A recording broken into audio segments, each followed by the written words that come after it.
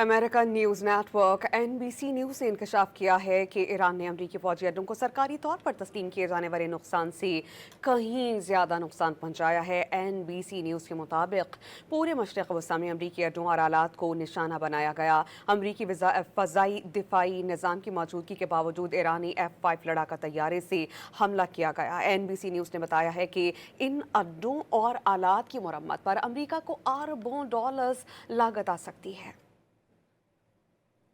American news network NBC news ने इंकशाफ किया है कि ईरान ने अमरीकी फौजी अड्डों को सरकारी तौर पर तस्लीम किए जाने वाले नुकसान से कहीं ज़्यादा नुकसान पहुंचाया है। NBC न्यूज़ के मुताबिक पूरे मशरक़ वस्ता में अमरीकी अड्डों और आलात को निशाना बनाया गया। अमरीकी फ़ज़ाई दिफाई निज़ाम की मौजूदगी के बावजूद ईरानी F-5 लड़ाका तैयारे से हमला किया गया। NBC न्यूज़ ने बताया है कि इन अड्डों और आलात की मरम्मत पर अमरीका को अरबों डॉलर्स लागत आ सकती है।